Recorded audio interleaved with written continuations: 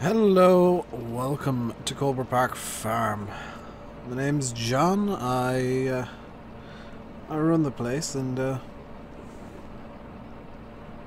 well, today I'm out doing a bit of cultivating, just kind of making sure that this thing is gonna work correctly. I'm out in the Fendt. It's Fendt 822,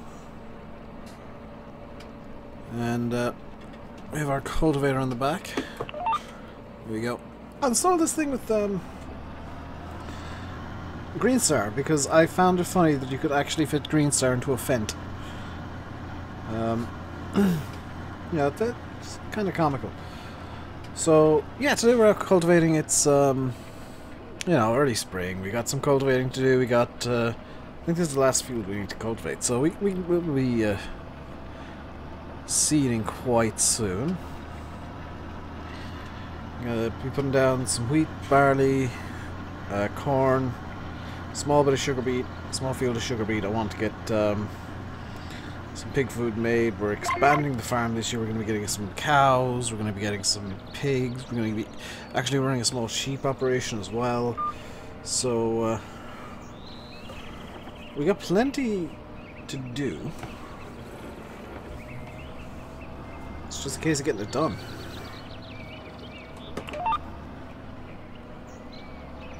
And all I can do right now, well, I could do some seeding, I really could, but delivery hasn't arrived yet of the seeds, so all I can do is cultivate and get the seed bed prepared at the very least, and then we'll be heading out with seed in the next day or two, hopefully, and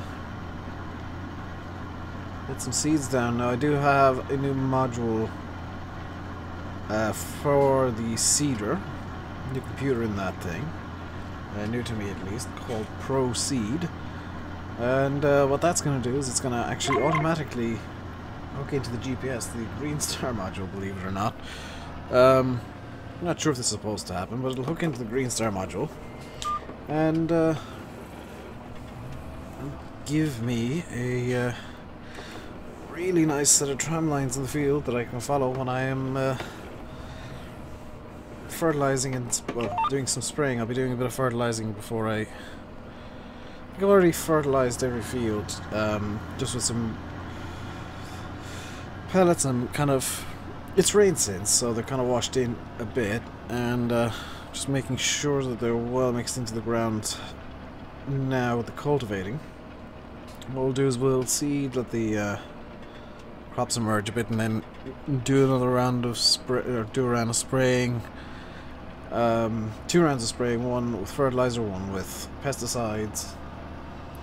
I know that there's gonna be people who say, "Oh, why don't you run organic?" And the reason is I don't like organic. It's much easier and much more profitable to just run with pesticides and weed killers. So it's also cheaper, believe it or not. Because with organic, I've got to buy a bunch of stuff that I don't particularly need. Not right now, anyway, because I'd have to buy, you know, tons upon tons of manure. Make sure that's organic, organically bred cows. And it's just, it's not worth my time.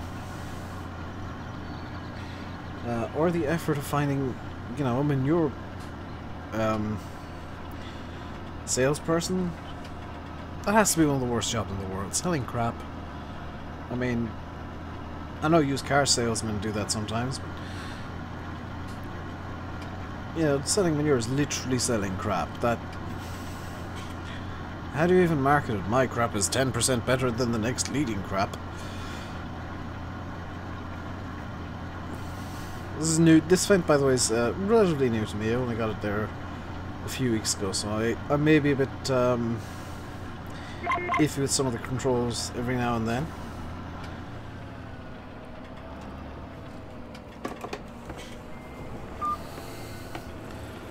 But it seems like we're doing okay so far.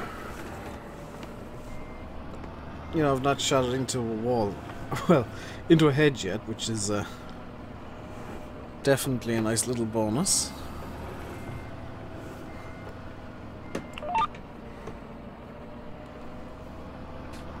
Now this little cultivator, we've had this a year or two now. It's basic, it folds, it's 6 meters wide, and it works. You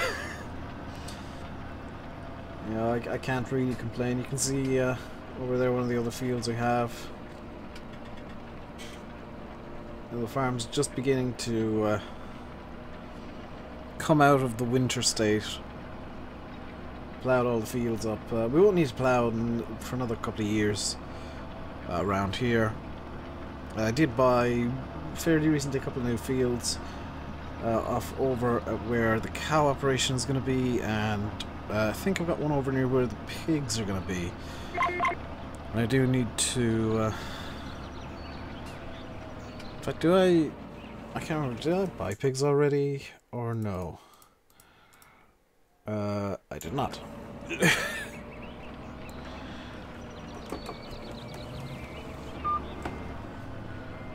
But I mean, this 6 meter cultivator is going to be a wonder, because we don't need to worry too much about time. This thing, we used to run with 4 meters, and we've basically not quite cut in half, but we've vastly reduced the amount of time we actually spend in the fields now cultivating. We've upped the seeders from 3 to 6 meters. You know, we've just been pushing along, getting bigger equipment the last few years, and I can see that continuing. I've got a baler, got a square baler.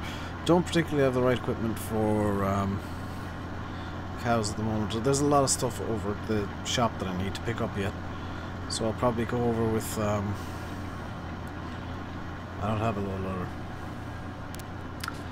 Probably have to make many journeys with either this or one of the deers. I got 2 deer. Well, I got 1 deer over at the shop, which I can get a taxi over and pick up.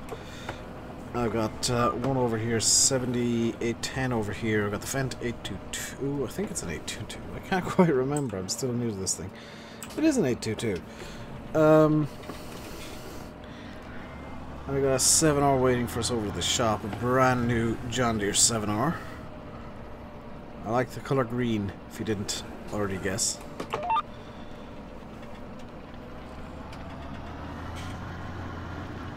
But, well, I say brand new to us.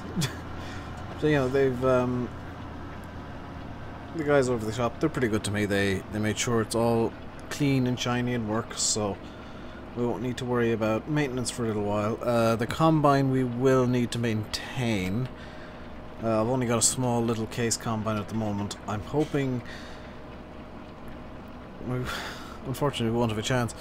I'm hoping to upgrade the combine possibly over the winter. Maybe, perhaps. That's kind of the game, and that's kind of the next...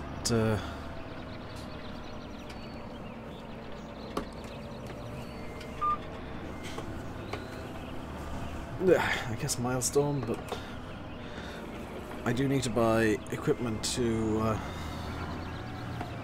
deal with the cows and the pigs as well, so I mean I really don't know what I'm going to do. It was a good winter this year. We, you know, it wasn't too cold. I didn't need to figure out anything to do with snow, but you know, this is an area that does get snow occasionally. It's not common, but it does happen. So if it snows, I'll have to figure something out. I might have to get a snowblower or some sort of plow for the front of probably the Fendt. This thing is it's not the most powerful tractor I have, but it's a nice middle ground. The 7R is by far the most powerful. 7810 is really good, but it doesn't quite have the grip of the Fendt. So in terms of like all round, I'm probably going to go with the Fendt if I need to do some snow plowing at all.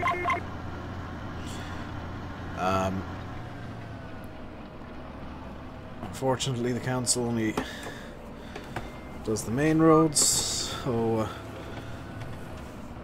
we'll probably be left to do the back roads, even though, you know, I'm not the only farmer in the area. You know, I only own a few fields. I'm the one that has the big tractors. I'm the one that tends to be making the most money. I'm the one that's been expanding recently. So, you know, the other farmers, they've been struggling for money. That's why I'm expanding into cattle, into pigs.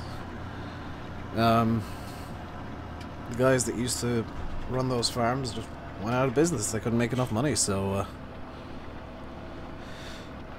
kind of sucks that I got to take over their farms for them, but there's not much of a choice in the matter there. You know, the farms need to be run. They've had to sell off all their animals. I'll have to buy in new ones. Farms need to be run. I'm making money, so I'm going to be the one left with that burden, I suppose. It does kind of suck. But it's hard to believe that only a year ago I was running with a only a year or two ago, I should say. You know, I was running with a New Holland 8340, not a Ford, New Holland, case 1455 and 3-meter equipment, and you know, really struggling to get all the work done in time. And now I'm up to this sort of stuff. You know, stuff that I can get the work done in a reasonable time frame because it's bigger. Granted, I've still got the old combine. We've had that thing for years, but it is, I think, nearing the end of its usefulness. Hoping to get a, ideally a Lexion of some description, but I'd be okay with a New Holland. New Holland TC5 would be, like, okay. I'd prefer a Lexion 550, 560 maybe. I'm not gonna. I wouldn't knock the New Holland. I just prefer Lexions because they've got green. There we go. How are we doing for clearance there at the back? Pretty good. Oh, maybe not so good. I clipped the tree slightly. Luckily, it was at low speed, so yeah, it's just a little dent. It'll be fine.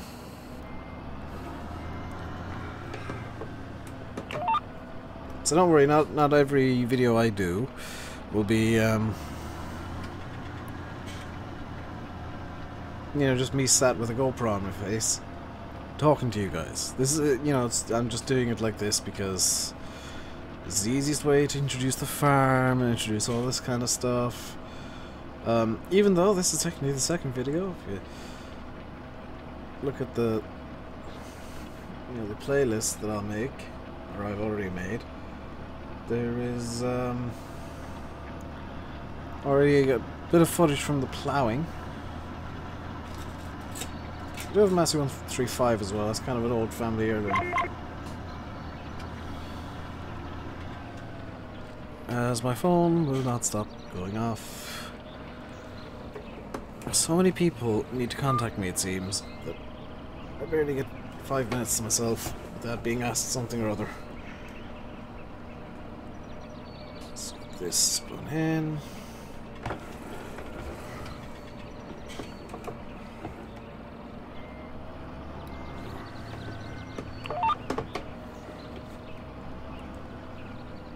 We're going now for about 15 minutes in this field, and we're already, you know, most of the way across it. We're cultivating at a good speed. You know, 17 k's is, it's nothing to sniff at. I'm gonna have to break off from the GPS defined course here, though. Just noticed, by the way, that the cultivator really wants to pull the tractor off to one side. Wow. Really just wants to pull. Hang on. Am I running this with the diff locks off?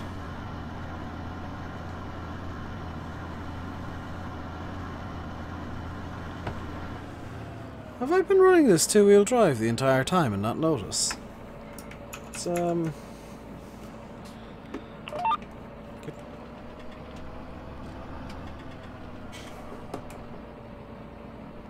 might have been driving this two-wheel drive with the diffs unlocked this entire time and not noticed somehow. Don't know how I didn't notice, but yeah, I've been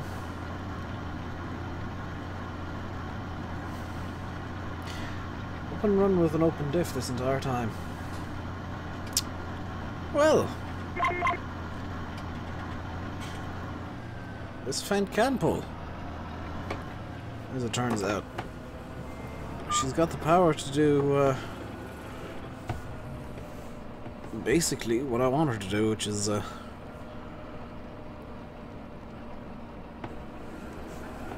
whatever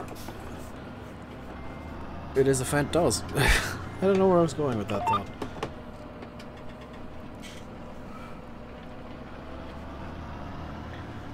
Yeah, this thing motors. I like this. Still kind of new to it, so I'm still kind of learning, but how long have I been running with the diff open? Did I didn't plow like that, did I? Because I did do, you know, field yesterday in this thing, and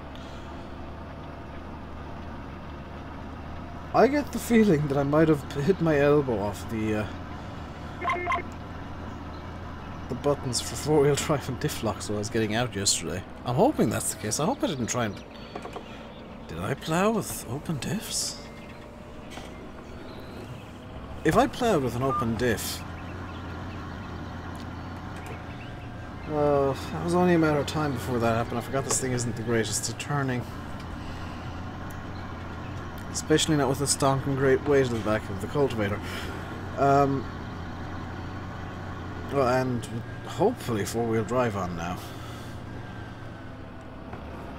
I mean, there's a lot of understeer, which hopefully means the front wheels are trying to steer as they're powered. Works that way in a two-wheel drive car. Or four-wheel drive cars even, they have a bit of understeer. Power. As the I had a little beep from my phone there. I think the GoPro has just started a new clip, so you might have seen a little hang up there in the video footage. Just into the field, down and off we go. Got the sunroof open. It's not too cold today. It's, you know, a few degrees, but the unfortunately the heater in this thing, when I run it, it seams up the windows. Just fogs up the windows on the carbo, so I tend not to run the heater. I tend to, even if I sit in this thing for too long with the sunroof closed, it just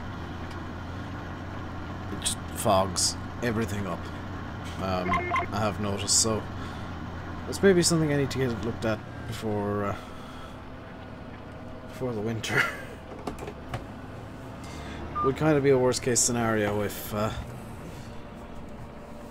had to go out snow plowing or doing anything in this tractor, and to be able to see what I'm doing, I would need to have the sunroof open.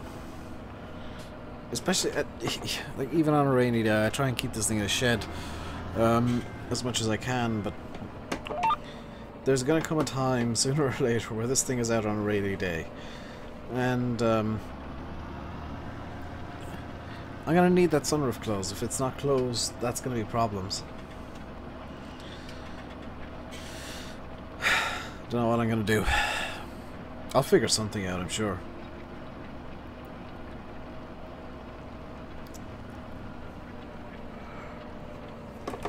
But I am quite impressed at how quickly this Fendt is able to pull the cultivator. The Sunny 10 tended to struggle with it.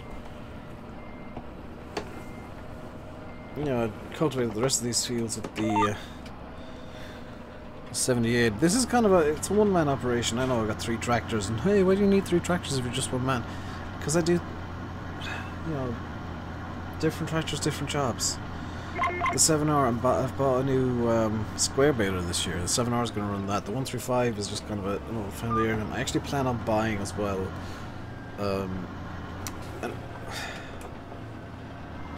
An old Fiat Agri. I think it's branded as New Holland at the moment, but I'll repaint it with Fiat Agri. It doesn't make much of a difference. Plan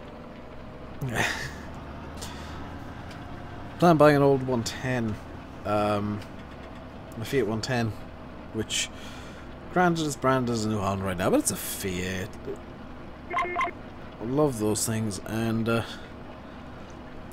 probably use that for some small square baling, because I do have a fun little fact. I always mow the meadow behind the yard, and you know, despite the fact that I've never had animals, I've always done that because there's a stable not too far away from here, and I just provide them with small square bales of hay from that meadow, because I don't need it. The grass needs to be mowed anyway. You know, I might as well do a good deed while I'm I say a good deed. I make money out of it. I sell them. I might as well make a profit when I'm mowing the lawn. That's how this farm is profitable. I don't just waste money on the shiny new things like some other people do, or insist on using ridiculously huge equipment on tiny fields, or tiny equipment on huge fields. You know, I try and keep stuff a logical size, because otherwise you end up with the trouble of I've run out of money because I've been spending too much, or I've run out of money because all of my equipment's broken down and I can't do anything anymore. Some of the guys around here do have a habit of using old and badly maintained equipment, especially the tractors. I've seen an old Ford 7710 that was more rust than metal. I felt sorry for that thing, because the guy running it, he clearly loved it. I mean, he clearly, well, I don't know about loving it. He's abused it quite badly, but the fact that he's still using it, he's clearly quite fond of it. But he just, for whatever reason, either money or it's been out working for so long, he just hasn't been able to take care of it the way that it should have been taken care of. I'm just making sure that these corners are nice and bedded up for the seed. When I get a power harrow, I always struggle with that word. At some point soon, but I just can't justify the expense right now. Those things are expensive, especially to get like a 6-meter one, which would be more or less what I'd want. Yeah, there's no point in me downsizing just because I want a power harrow. It would have to be 6 meters or bust really with that, and that's extra money that'll be gone. The only field I'd be okay using 3-meter stuff on is there's a little field by the meadow, and that one I don't mind spending a bit more money on. I've worked on this farm for several years and I still can't remember the names of the fields. I'll write them down someday and try and commit them to memory, but can't make any promises. My memory is effectively a sieve at times. When I took over this farm, it was yeah, struggling big time. It only had small equipment and old tractors, and those things, they love breaking down. So did the combine. past tense.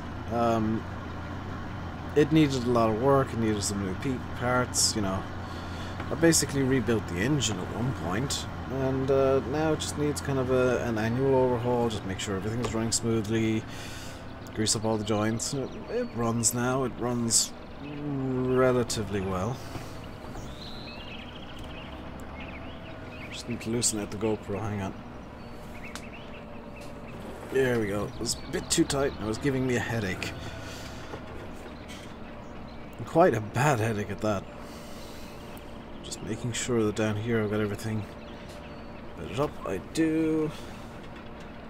I'm gonna run with the cultivator down up to the top of the field because I don't want to. It doesn't matter if I compress it too much. I've got a no-till seeder. No, I'm gonna run like this. Compaction doesn't matter too much. The seeder I use is in America it's called a no-till. Yeah, it's got a cultivator on the front, just to make sure, because I like making doubly sure the seed bed is ready. You know, I could, in theory, just basically run to the field with the seeder right now, and or even with just been ploughed, or even freshly harvested, and just run through it with the seeder. And I might do that next year and see how it works out. This is what I'm used to. I at the very least cultivate. Just to break up the sod a bit and get rid of the stubble. I might have a look into some other equipment that might maybe get the stubble broken up a bit better and maybe benefit the crop a bit more. I'm just kind of making sure I'm not making too much of a mess behind me. But yeah, this field kind of came together real quick. You've been sat here with me from start to finish as I have been kind of talking about the farm on and off and explaining my plans in the past and the future. Future is pretty much trying to buy up this area. I mean, the more I can expand the farm, the better, but I don't know, I might have to move on. I might annoy the locals a bit, you know. I'm clearly not local to this area. Came in, bought this farm, took it over, made it successful, and yeah, the locals they're glad right now, but I imagine that if I start buying fields off people, they maybe wouldn't be so welcoming anymore, because that's taking other people's money away. And granted, they're not making much of it, but they're taking a small bit extra from them. And yeah, I'm pretty sure the locals wouldn't be too happy when I go down to the pub at night. In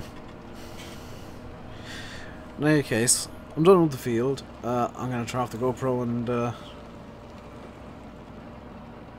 get some dinner, I suppose. What time is it? It's 1 o'clock. Oh yeah, it's lunchtime. Yeah, I'm gonna go get some lunch.